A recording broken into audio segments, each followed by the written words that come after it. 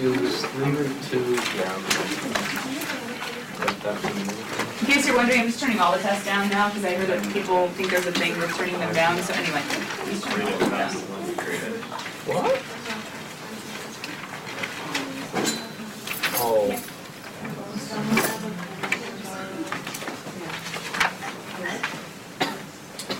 I do say what it's going to cost you.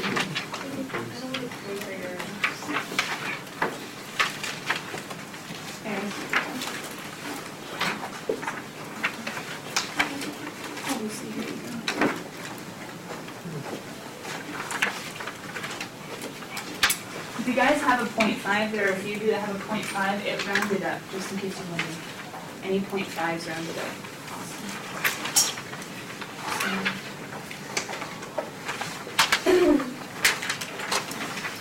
Crystal. And Charlotte, you already have yours, right? Yeah.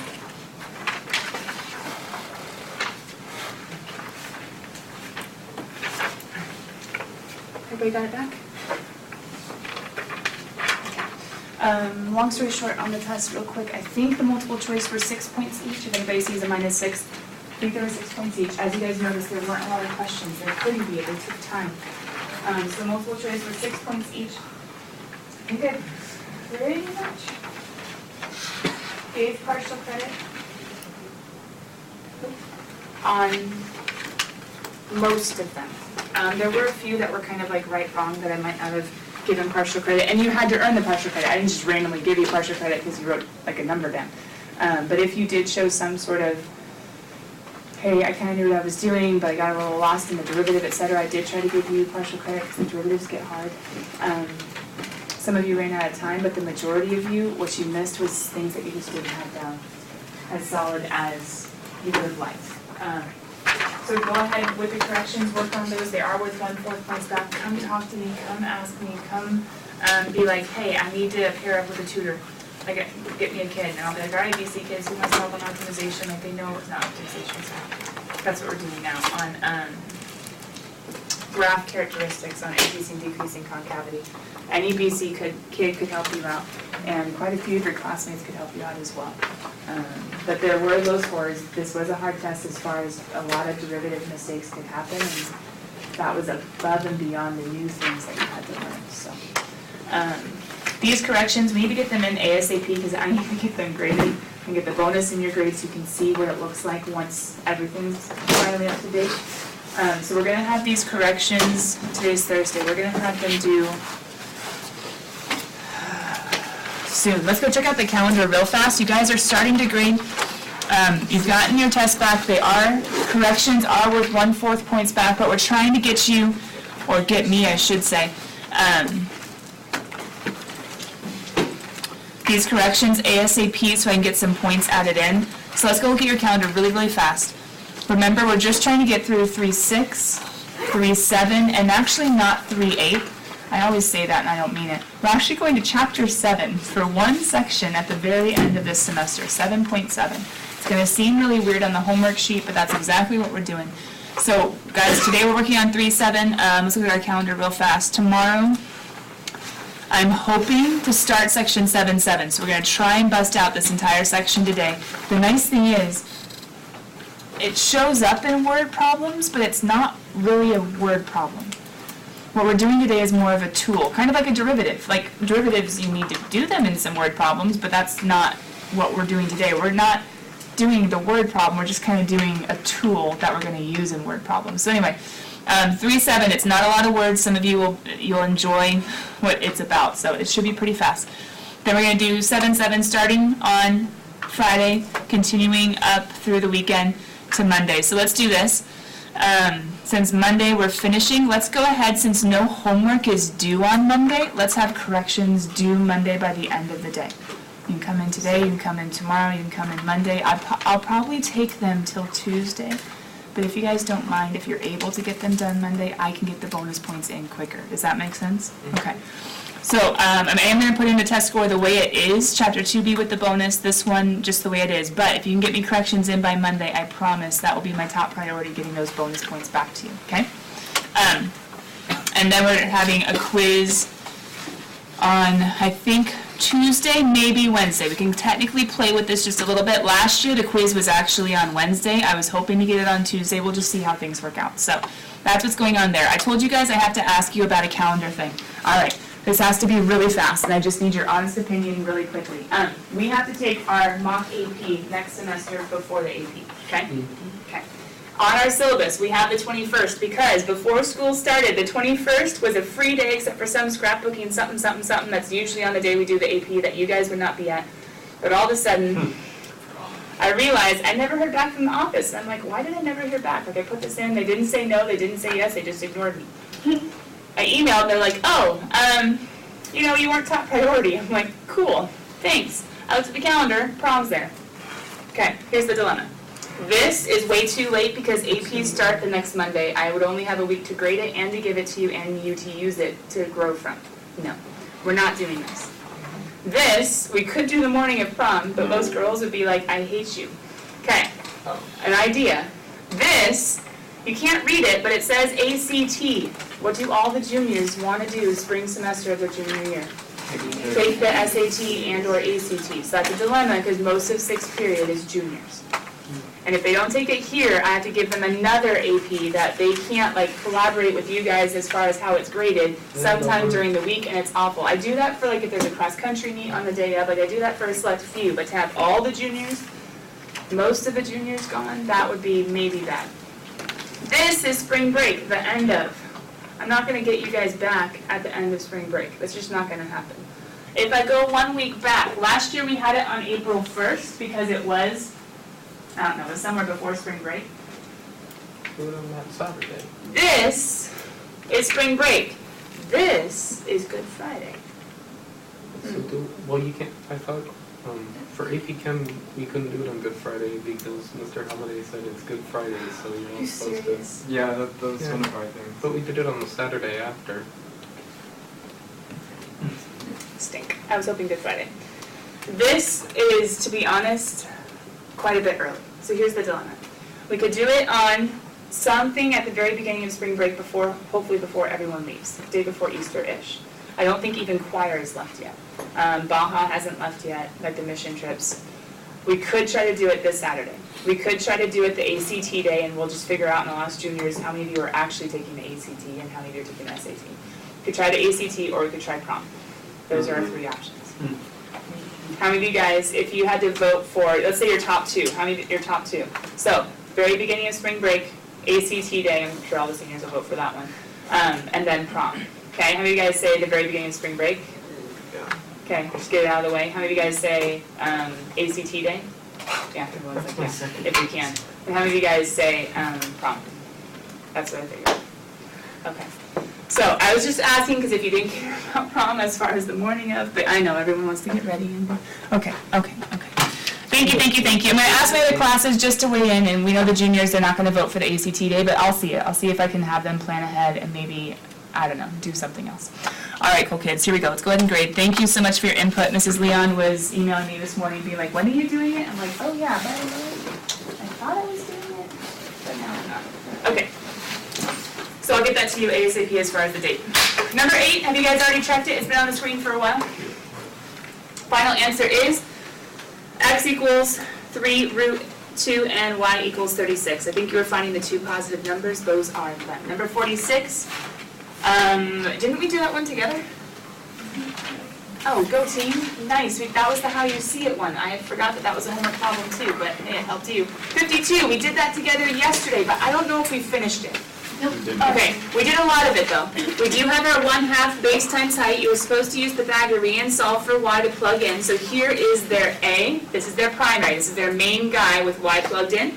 They took the derivative. Here's the final. Ew, why would they do that? I would have gotten a common denominator. I wouldn't have kept it like that. But anyway, they solved, and they figured out their critical numbers would be plus or minus root 72 or simplified plus or minus 6 root 2.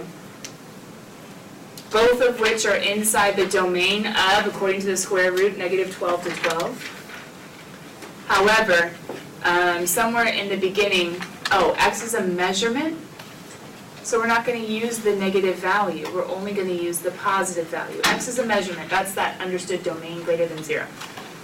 So then they didn't even do a sign chart. You could have done a sign chart. Yes, it is the absolute max. So therefore, here's the struggle. They weren't asking for when it happened. They weren't asking for X or Y. They were asking for what's the area. Did you guys get all the way? Yeah. They were asking for the area, not the X, not the Y. Let me give you a second. Final answer is C. You had to plug in X to find Y. Plug in X and Y to find area. I warned you in class, sometimes they ask for the area. Sometimes they ask for the primary and not the variables. This was one of those examples. But technically, just because I don't want you guys just blindly following them, I would have gotten a common denominator multiplied top and bottom by the square root. Then you would have had 144 minus x squared all over common denominator of. That would have been, I think, way easier than what they did. Common denominators, I have one top, one bottom. I would combine that to be 144 minus 2. You could factor out a 2. So that'd be, what, 72 minus x squared all over. You could factor out a 2 from the numerator and then simplify. There you go. So the top equal to 0, bottom equal to 0, root 72 comes out pretty fast. You see, Yeah. I actually found that every time we do like the area of the rectangle or like Not every time. Don't say that. okay. Not every time. Like, Sometimes it's a square. Sometimes it's a square. The SAT people, like elite, they're gonna say every time you're looking for the biggest rectangle, it's always a square. But whenever you have anything extra, like here's an example of an extra. If you're doing fencing to do a paddock, and so you have the outside and an inside, or if you have like $3 a foot, $2 a foot, if there's any extra condition, it'll never be a square. Yeah, but I just found it's most times it's X and Y. So if you had literally 2 seconds left to a test and you never got to start a problem, then yes, guess the square. But I warn you, AP doesn't give you nice problems. Rarely a square. But yeah, I understand, Charlotte, you're right. With easier problems, yeah, usually they are the same, but we don't have easier problems all the time. 54, at the final end, this is the one that we started yesterday. This is the one we started yesterday. X ends up being 5 root 3 over 3, or the square root of 50 over 6, or the square root of 25 over 3, whatever. X ends up being 5 root 3 over 3, just the positive, not the negative, because it's a dimension again, and we're only talking about one. Y ends up being, you can see it over there, 50 over 3, but they weren't asking for X or Y, they were asking for the area. Once again, you had to plug in. Once again, you had to plug in. Get the right answer down. We're gonna have to keep going. Oh wait, that's the last one. Yeah. Okay, that's the last even. Ta-da. Guys, were there any problems that you didn't know how to set up? If you got stuck somewhere in between, let me look at your math. Come on in, or grab a classmate and be like, hey, can you compare real quick? If you got stuck somewhere in the math, but is there any problem? Are there any problems that you couldn't start? Yes, Sarah. 41. Hold on. 41 was the population of elk, right? Yeah. There were 2 questions to 41. I would pull it up online, but the problem is, Mrs. Christensen, I don't know, my computer's not pulling up the online book again. Section, wherever we're at, 3.6. Okay, they give you P, and P is for the population of elk, right? Yeah. Then they say at what rate. There are 2 parts, 2 questions in 41. The first one says at what rate is the population increasing when P equals 2. Hey guys, in math, when they say rate, what are they talking about? Derivative. So, let me insert a blank page real fast. Oh, that's not what I wanted it. Undo.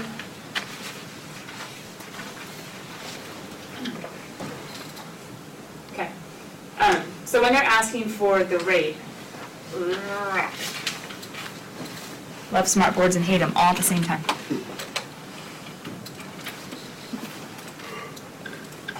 Okay. You guys say it one more time. Whenever they ask for the rate of something, what do they want? Derivative. So when they say the rate at t equals 2, what they wanted you to do was find p prime of 2. So literally just take the derivative and plug in 2 for the first part. And then your units would be, I think, elk per year. Is it year? Yeah, elk per year. So you would go ahead and find the derivative, plug in.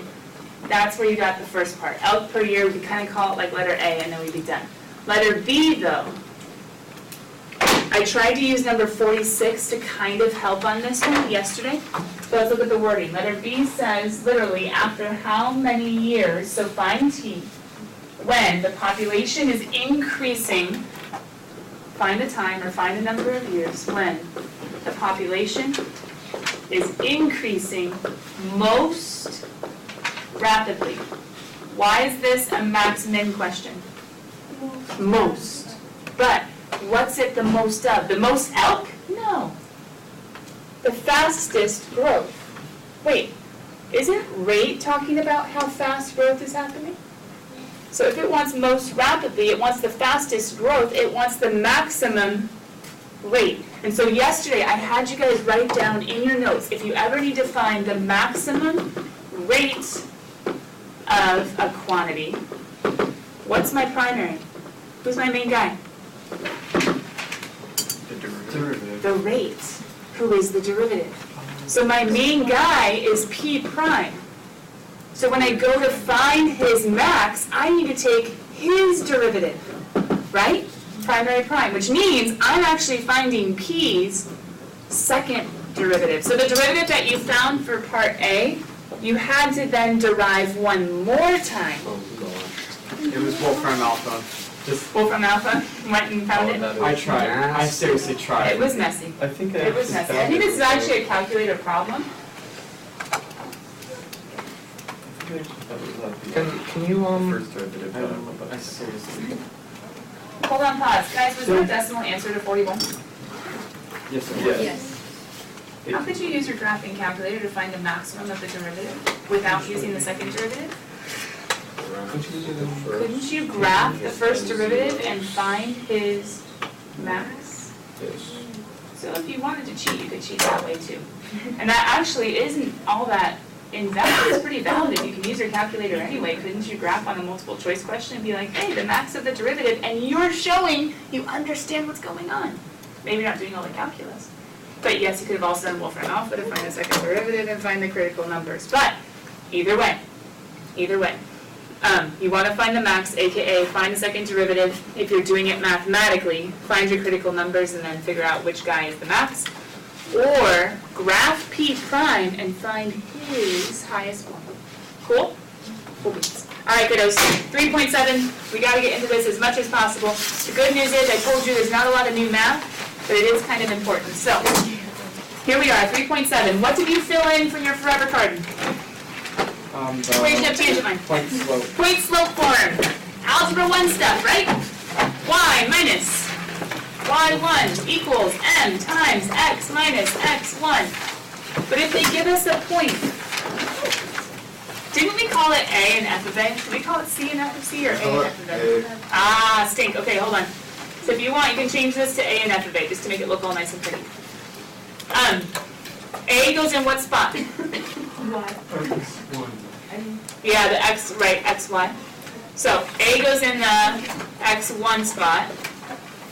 F of A goes into the Y1 spot. Who's the slope of the tangent? The derivative, but not F prime of X. No. F prime of A. I need the derivative at the point, not a general function.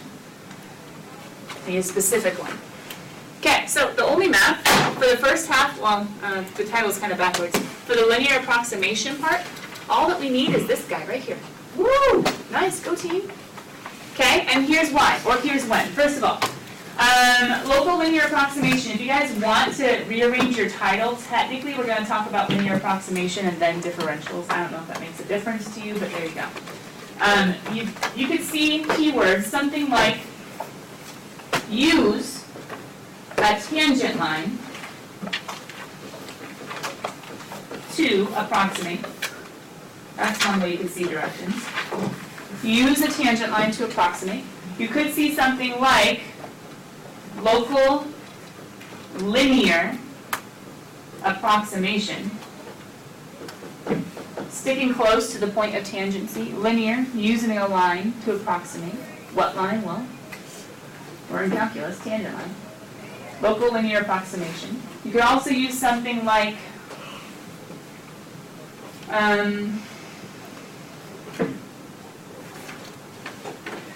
oh, no, I already used that one. Tangent line, well, okay. You could do something like find a tangent line approximation. It's really similar to the first one. But they could use tangent line approximation, they could use tangent, use the tangent to approximate, they could use local linear approximation. There are different ways this can show up. But long story short, you're trying to approximate something that you couldn't do by hand, and you can use a tangent line to do so. Now, up here on the whiteboard, real quick, I'm going to write something. If you were not allowed to use your calculator, that you guys might not be able to approximate so well. I'm going to do the square root of 26. If I was to ask you to approximate that right now, you'd probably do something like 5-ish, right? Yeah. We can get a whole lot more precise than that with a tangent line. And we'll see how before hopefully today is done. Over here, how we're going to do local linear approximation. How we're going to say, wait a minute, for any point on a graph, if I zoom in on the tangent line, isn't it pretty stinking close to the graph itself? Yeah. So if, for instance, I know something like the square root of 25 is 5, I know something precise, the square root of 26 is just a little bit off. Can you do square roots to like so many decimal places in your head? Most of you know.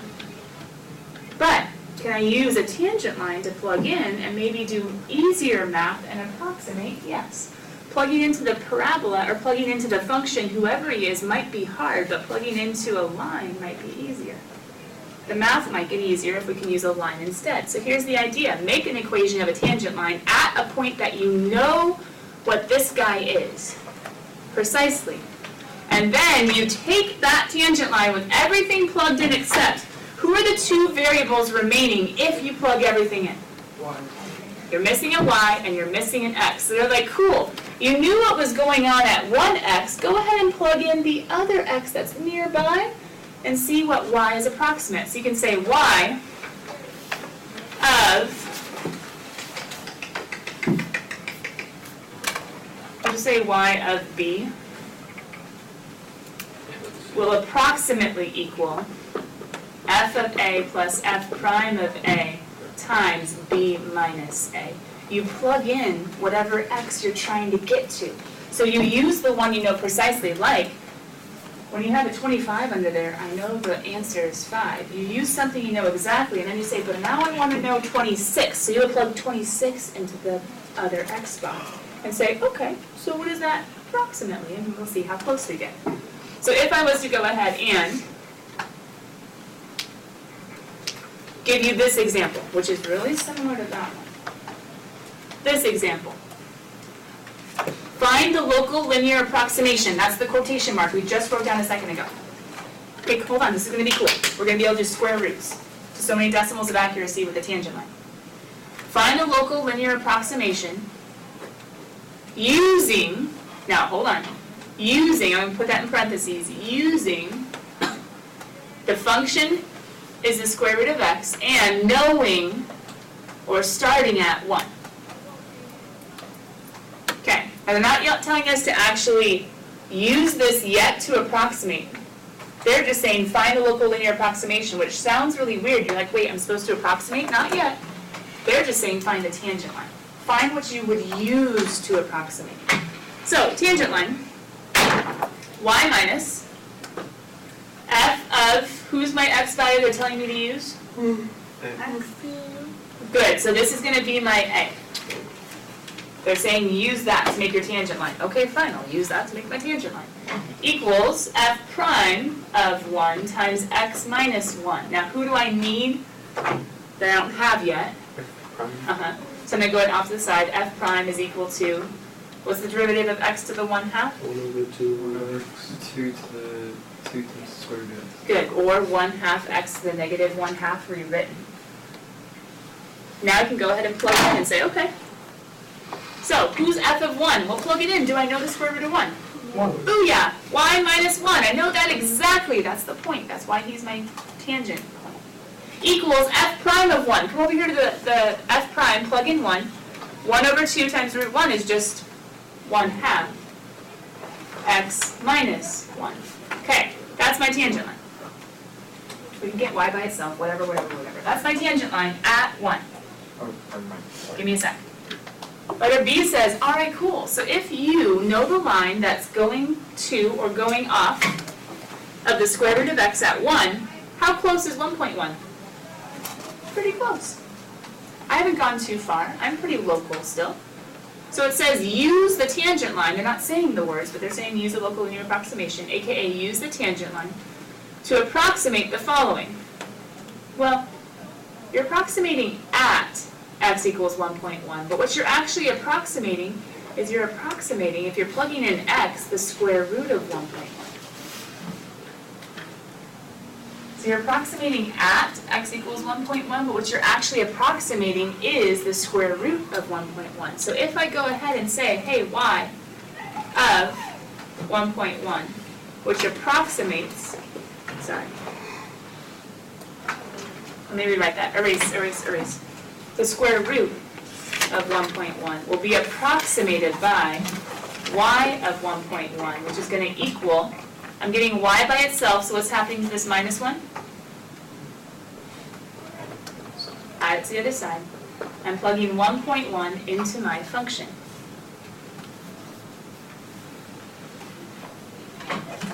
Some of you are like, well, I can't do that math either. Okay, hold on.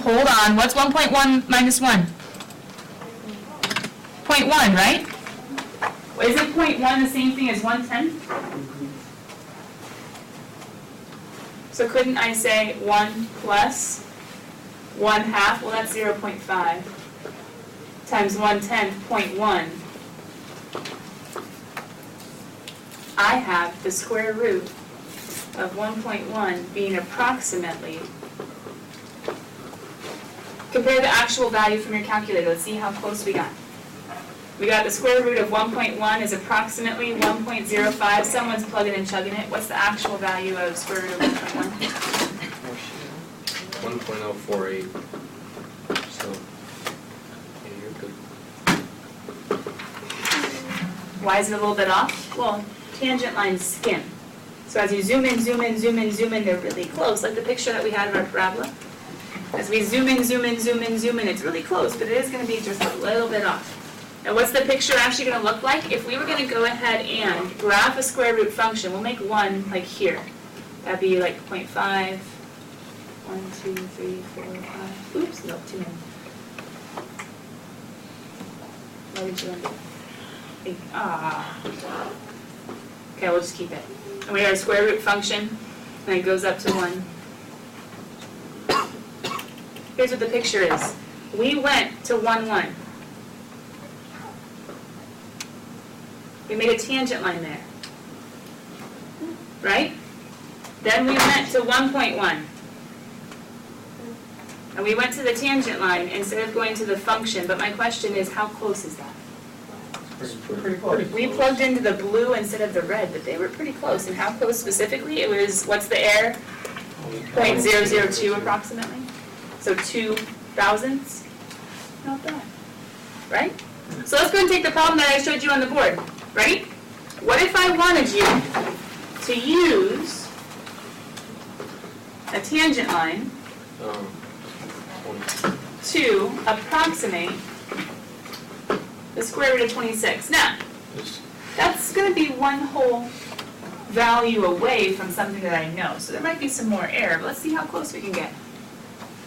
What do you think I'm going to make a tangent line using? What do you think my f of x is going to be? Square root of Yeah, that one's not bad. Square root of x is okay. What point do you think I'm going to use? 25. Because I know the square root of 25. I can plug that in precisely. All right, you guys see if you can follow what we just did. With a super similar example. Once again, tangent line approximations don't approximate all square roots. They'll only approximate well square roots that are near perfect squares I know. But I still can get pretty good approximations near perfect squares I know.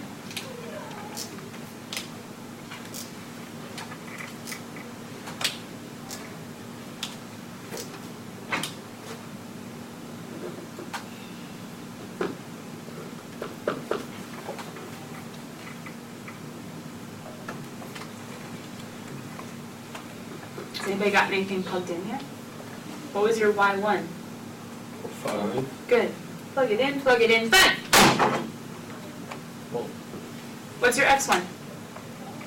25. I plug A in the X1 spot, I plug f of A into the Y1 spot. We already know the derivative of f prime of x of square root of x, so I'm going to make it 1 over, 110. yeah, 2 times 5 will be, 2 times square root of 25 will be 110. What am I plugging in as my new x value? Not square root, just the, Approximate. yeah, I'm going to approximate. I'm going to say the square root of 26 is approximately y of, who am I plugging in to get that 26 in a square root? So what am I plugging into my function? 26. Just 26. The square root comes from the f. I'm just plugging in 26. So if I plug in 26, that's my guy. So I end up with 5 plus 1/10, 26 minus 25. 1/10 would be the same thing as 0.1 times 1. How close am I if I think that the square root of 26 is approximately 5.1?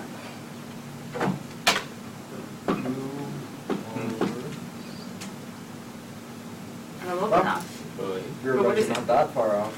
What is it actually? 5.099. Not too shabby. Wait a minute, that doesn't make sense.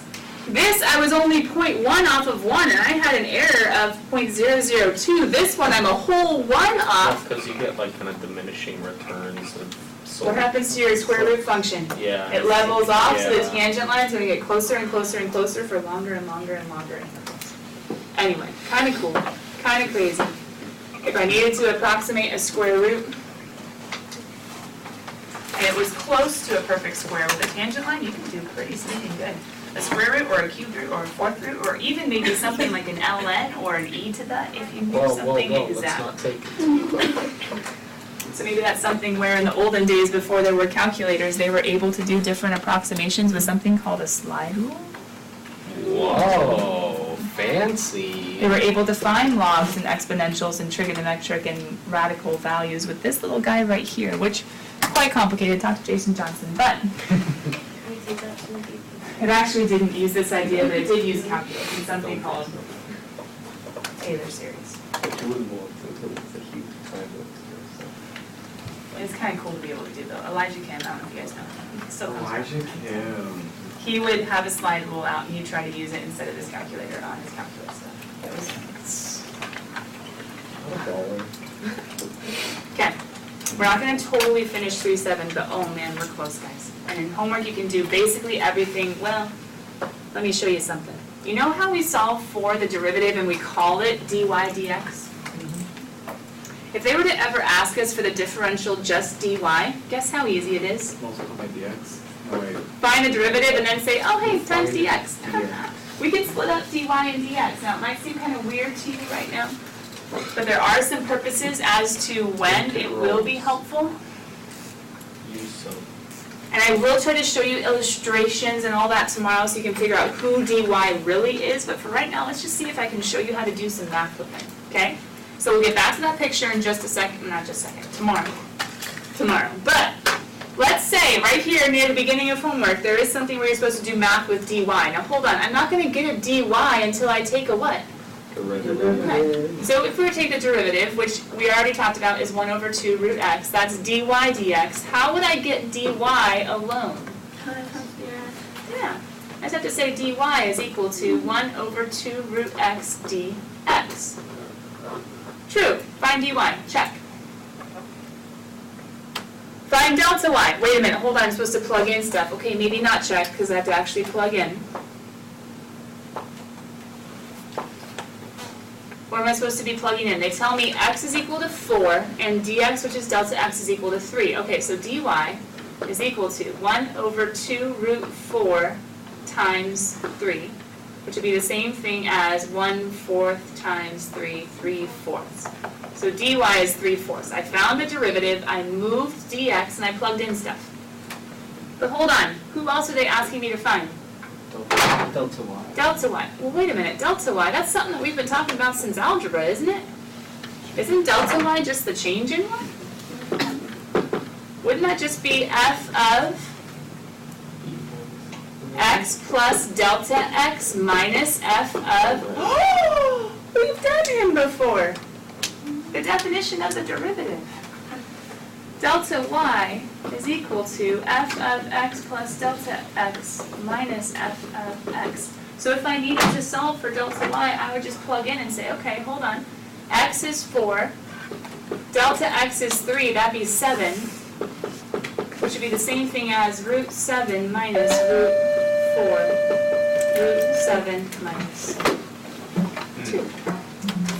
I plug in my numbers, I go back to my function, and I say, there you go. Hey, which one is something I can understand better? 3/4. I wonder if that's close to... Bye, guys. Huh? Mr. Richmond, yes.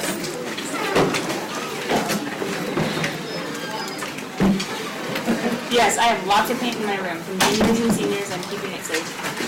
If you need it.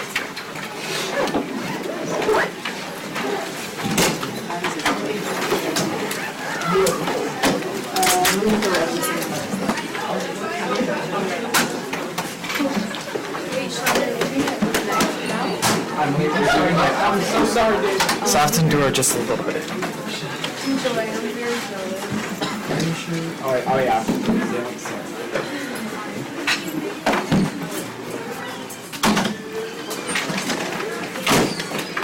White.